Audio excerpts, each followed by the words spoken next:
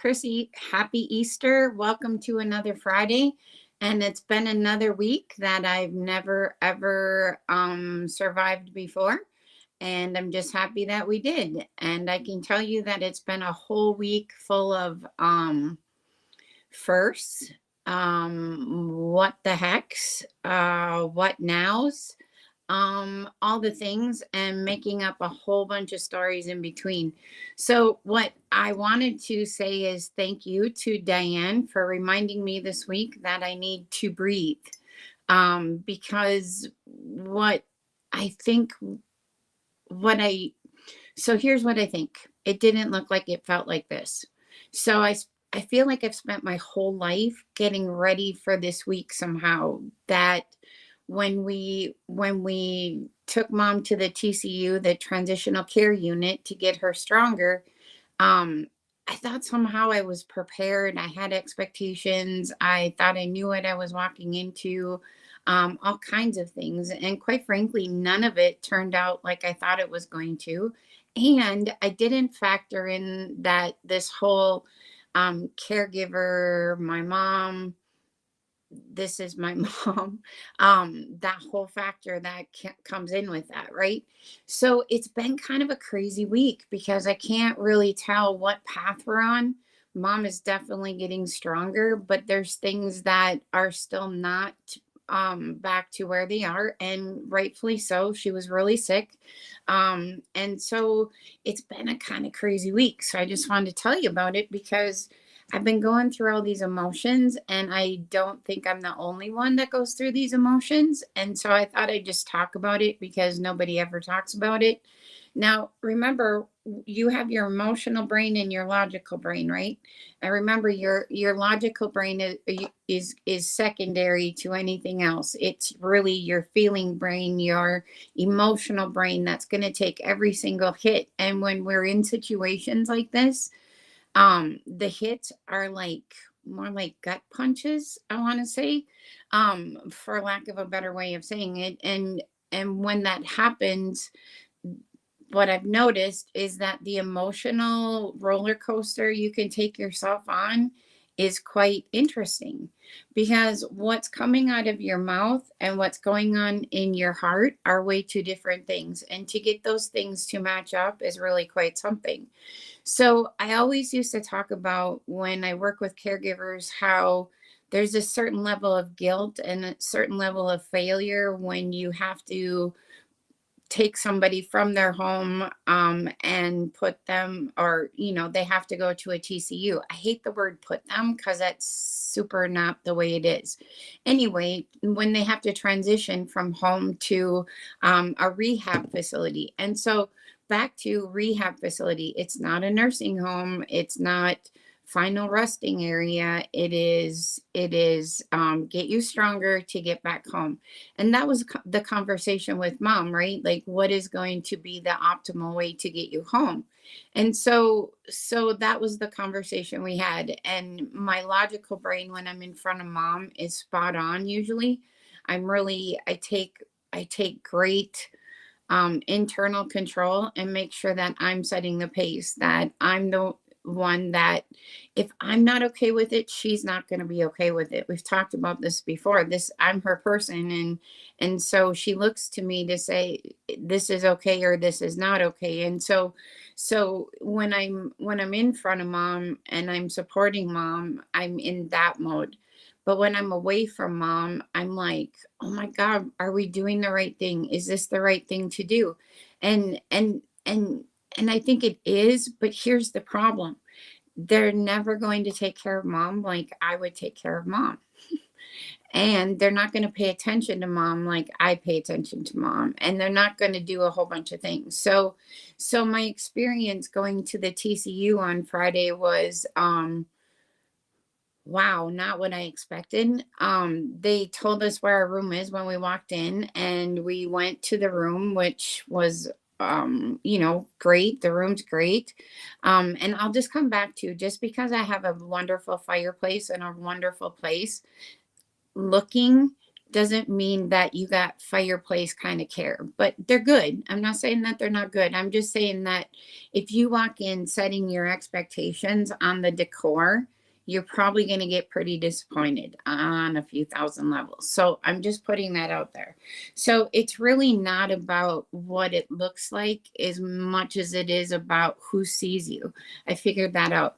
So meaning that we got there and we went to the room, and it was at least almost 3 hours before anyone even popped their head in. I take that back. Someone did bring mom water, but we didn't know what we were supposed to be doing, what was happening next, what was going on. I mean, like, this is our first trip to the TCU. It's mom's first trip to the TCU. And I'm telling her that, it's going to be okay and everything's great and all the things. But there's going to be some differences, right? You're going to wait a little longer when you put your call light on. And my mom is a push the button and go. She's not push the button and wait 45 minutes, because that's really what that was. So the first day, just meeting with that nurse, and we helped mom in the room, so we didn't actually push the button at all. I went to look for people a few thousand times. Couldn't really get, nobody was in a spot to find someone, if that makes any sense.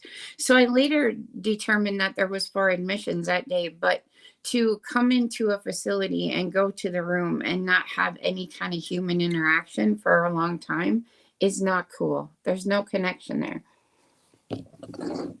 So that's kind of how it started, right? It started that way, and which was weird. Okay. I'm a person-centered person. We talk about this all the time. We talk about, I train staff how to get to see people. I did a leadership training this week, just like, you got to see your staff. So to feel something completely different was odd.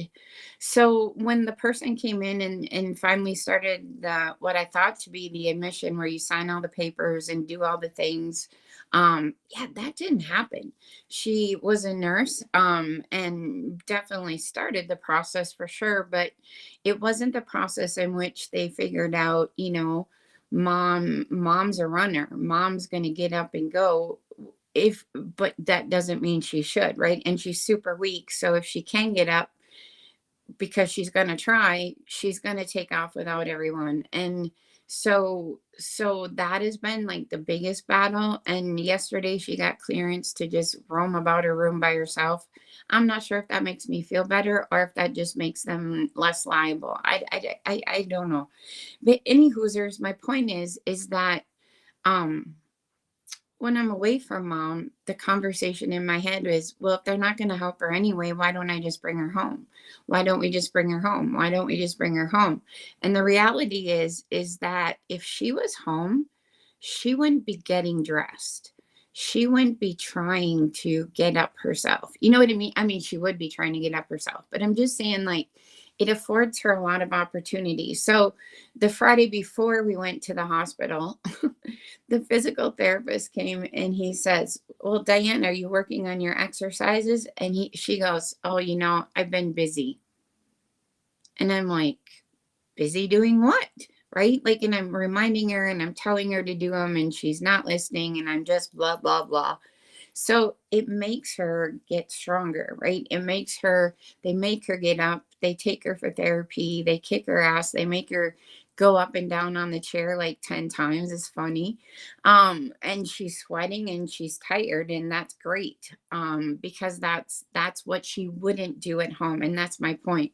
So, but to not feel like a failure, or feel like I should be doing something different, is quite a battle in my head. I really have to tell you, because I know in my head that I want her to go, that she's going to get stronger every day. But that doesn't mean I have to go every day and have the mind brain game of should I take her home? Shouldn't I take her home? So we finally then did, okay, so this was Friday. We got there Tuesday when we actually saw like any kind of admission, like, things happen. And I went there Monday morning waiting for it to happen Monday morning, and it never did. So it's just been frustrating. And Monday morning, I took mom to the dentist. She has a tooth thing that happened in the middle of all this, and it's been such in the background. And we took her to the dentist, and the dentist came in and said, "Yeah, we have to, oral surgery to get that tooth out." And I thought, what? Oral surgery? What? I guess I never thought past the toothache. I never thought what the remedy was going to be for the toothache. And with the C. diff and all the things that are going on, right? Like you can't give her more antibiotics because that's what got her in the place in the first place. So it's just complicated. So my point is I left there with my brain like, what? And here's the analogy I've come up with in the process. Mom is like a little dinghy boat, right? Like a little cute little boat, right? And she's springing leaks. And right now I feel like I'm like this, trying to cover all the leaks and just continuously trying to plug the leaks and yeah. So anyway, that was like when we figured out oral surgery had to happen. I went on this whole other mind trip because when you look at it from I got to plug all the leaks, you're looking at all the problems, and I get that, we do that, but we're to the point where we got to look at the next problem in front of us, and that is much easier to chew on than trying to eat the whole elephant. So she had her tooth out yesterday. Everything went good. She gave it a 2 on the drama scale. So, all good. She smoked a cigarette right when we got out of there. Um, so she's not going down without a fight, and she's working her way through it. So it was okay. I spent the evening or the whole day with her yesterday, and just to make sure she was okay and not alone. And then therein lies the other thing, right? Like I want to and have to go home, right? And finding the balance in leaving her alone and then being there. So that's also kind of a crazy mind trip. I haven't figured out how to remedy yet. But back to this whole thing, and let me just tell you, everything gets messed up in the sense that you just don't know who's in control of what or who's in charge of what, and people make stupid decisions. So the first stupid decision was that nobody understands why mom takes 40 milligrams of melatonin a night to sleep. I don't need you to understand it. I just need you to okay it, right? Even if the story in your head, which Tuesday was the conversation with the doctor who put that on hold. So mom called me Friday night and she's like, they're not giving me my melatonin, which got back in the car, brought her the melatonin, gave her the melatonin, kissed her goodnight, tucked her back in, and was just evidence that if she calls me, I'm coming, right? So all weekend I've had to make sure that she is got her melatonin. She gets tucked in. She loves that, and I love that she loves that, and I love doing that for her. So that's that.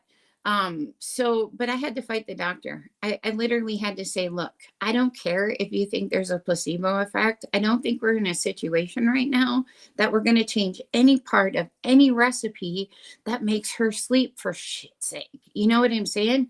I'm like, and had I not been able to bring that to her, and what kind of nights would she have had?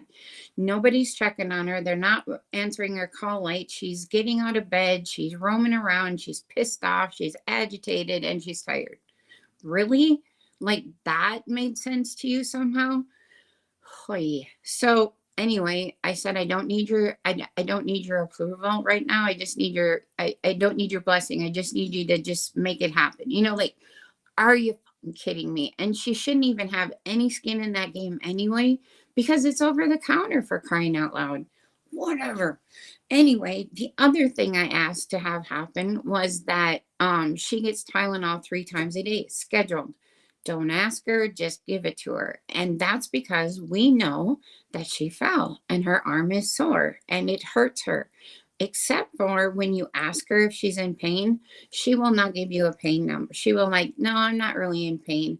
And then you say, Mom, how sore are you? What is your sore number? Oh gosh, I'm at about a 7. So am I going to train mom to say something different? I'm trying, but the nurses don't hear something different, and SOAR doesn't make their pain scale, only pain does. Do you see what I'm saying? So anyway, I just asked that because I made that finally happen in the hospital, and I wanted to make sure we didn't lose it at the TCU. Nope, we lost it. So I didn't even figure out she wasn't getting that because I made that clear with that nurse that came on Friday. And yeah, I didn't know she wasn't getting any Tylenol until Saturday afternoon. I'm like, Mom, is your arm sore? I'm like, did you get any Tylenol? No, they haven't given me any Tylenol. Oh. So it's just quite something. So, but you constantly have to advocate. And if you think that you can just hand over the reins to all the things, you cannot. You cannot. Nobody knows what's going on. Nobody realizes that it's mom's first time there until you tell them. And you should see the attitude shift. Like, oh, it's your first time? Like, oh, she doesn't know how to be here. Can you help her? Can you help her figure out? Can you help her off the chair instead of just standing there looking at her? Because I actually had to ask, does standby assist mean that you don't help her at all? You just watch her struggle, or something else? Because that's not what I know to be true. And how do I know what to be true? Because I do long-term care. Because this is my business. This is what I do. I got the t-shirt, I got the trophy, and I'm trying to help you guys figure out how to support us. And this I don't understand. This isn't even remotely close to anything human-centered at this point, right? Like, I believe every person that walks in that door wants to be human-centered. It's not the point. The point is the system in general is not human-centered. And that, I think, is what I just figured out. So you can be a human-centered person, but if the system is not human-centered and it's not human-friendly, and I'm sitting in a room for 3 hours trying to figure out what I'm supposed to be doing here, and as a family, am I supposed to just leave my person here? I mean, honest to God and all that is holy. So on it, you know, it serves a purpose. It needs to happen. It needs to be there because I can't bring her home because she won't get better. She'll just get worse. And that's not the goal. And so sometimes you need to do the hard things instead of just the easy things. And I'm just figuring it out. I'm just wiggling my way through it. And thank God Minnesota's still alive because it freaking had to snow in the middle of my plan, which is fine. But do you know what I mean? Like, it has to be one more complicated thing. So next week we're gonna go do a bunch of stuff, but on the docket next Wednesday is I'm gonna go get my hernia fixed. And I have thought about it several different ways for weeks about, maybe this isn't the time. It's not really a great time for me to be like out, or, you know what I mean? And here's the thing, that stupid hernia, it's driving me so nuts and it's causing me such a big problem. I cannot not do it. I am so sick of it. I am just sick of it. And well, it hurts. So I'm just going to do it and we'll figure out the rest, right? Like, my sister's amazing. She's just amazing. I don't know how we would do this without each other. But I also do know that families are hard and families fall apart, and it just doesn't have to be that way if you give each other a little grace. And so yeah, so anyway, I'm going to get that done. And so I don't think I'll be able to talk to you next Friday, not because I won't be able to talk, but I think I'll have other things on my mind. So I just wanted to say that you're going to feel all the feels. You are, and you're going to feel guilty, and you're going to do all those things. You can't stop that from happening. But what you can do is come back around with a logical, reasonable brain and really ask yourself, dude, is that realistic? Is that something you can actually do? And the actual answer to that was no. And I had to sit with that and be okay with that. And it didn't mean failure. It means that we're going to go to the next right answer. And that's the key, right? It's what's going to give us the most optimal recovery so we can get you back home. And I guess I just wanted to say that out loud, is that you, even if it's the hard thing, you got to do the next right thing. And this is it. And when you see things that aren't okay and you can't take them home, then maybe you just hang out a little bit more until you feel okay. I don't know. That's what I'm doing. So but they also are very good, and mom's taken care of, and mom's determined to get home. And now I every day, and I'm hoping after yesterday and the fuzzies wore off and the woozies wore off from the anesthesia, that she's even stronger today. And then I'm gonna go home and I'm gonna hug my family and sleep in my bed and do all those things. So this isn't how I thought the journey would go, but it's it's not terrible, and it's the next right answer, and we're going to take our cues from each other. So if one of us thinks this sucks, we're all going to think it sucks. And if we all think this is the next right answer, we're all going to lean into the next right answer and do something better, easier, love each other through it a little bit better instead of judgment and punishment and all the things, right? So yeah, so I don't know. I don't know if that was helpful, but you're going to go through the brain things, you're going to go through the mind things and the heart things and all the things, and just be gentle with yourself, be gentle with each other. Follow your gut. It Your gut is going to tell you, but not your guilty gut. You know what gut that is, not the guilty gut, the other gut. So anyway, today's joke is, what kind of sandals do frogs wear? Open toed. Oh my gosh, I'm sorry. It's funny. I can't help it. So I hope you have a really great Easter. I hope you just take the time to love each other up and enjoy the moments you have, because even though the days are long, the years are short, and there's going to be a time you're going to look back and you're going to cherish all this. And that's the goal. So take care, have a great week. You totally got this. And we'll see you next week. Peace out. Take care. Bye bye.